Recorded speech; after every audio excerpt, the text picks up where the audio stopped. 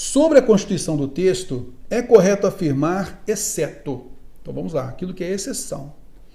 A ideia apresentada no primeiro parágrafo é defendida ao longo do desenvolvimento do texto, mostrando que o texto é argumentativo, né? Então essa ideia ela é defendida ao longo do texto. Olha só, ele fala assim, ó, entre as sugestões que vieram da obra sobre meu livro, havia a de trocar índios por indígenas. Então eles fizeram essa sugestão, não usa índios, não, usa indígenas, fica melhor, né? Sempre, e aí ele vai argumentar, né? Aliás, ele vai declarar, tem uma situação, ele vai declarar, sempre fui defensor do politicamente correto. Algumas mudanças na ética verbal, porém, me parecem contraproducentes. E a partir dali ele vai colocando a sua ideia, falando sobre favela, comunidade, essa troca de fala e tudo mais. Beleza? Ok, então, realmente, ele vai argumentar a partir daí. Concorda comigo? Show de bola, ele vai argumentando a partir daí. Vamos à frente, analisando aqui. Vamos buscar aqui agora. Só um minutinho.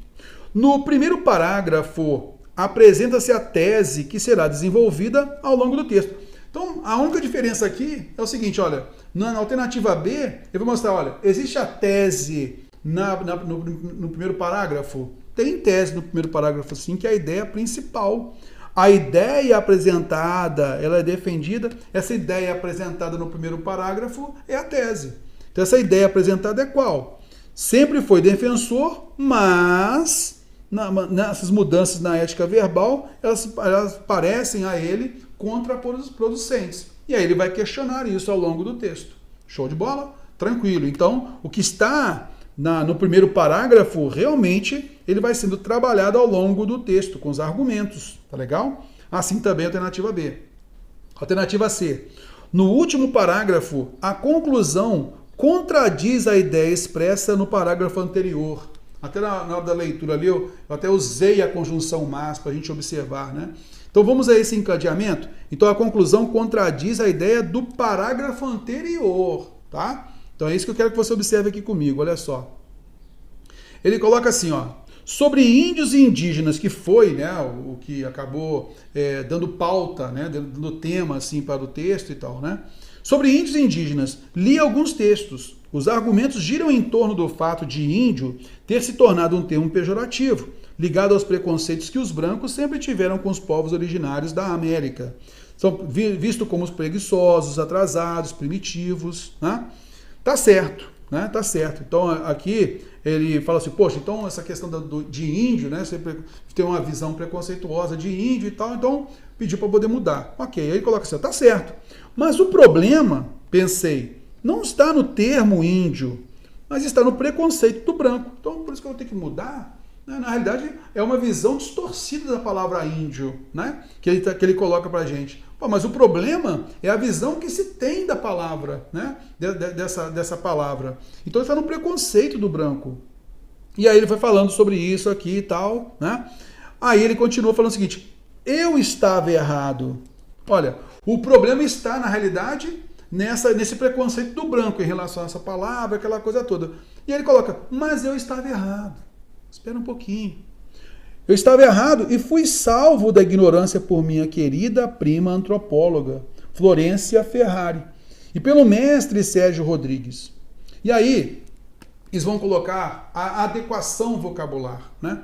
Por que então indígena? Né? Não é simplesmente por uma questão mesmo de certo preconceito, aquela coisa toda, não, mas por uma adequação vocabular. Por que indígena? Ah, não, indígena fica melhor, fica mais adequado, principalmente pelo aquilo que você está defendendo, pelo seguinte, porque indígena vem de endógeno, isto é, aquele que pertence a um lugar.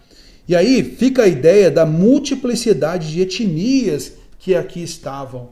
Então fica mais adequado para o seu texto.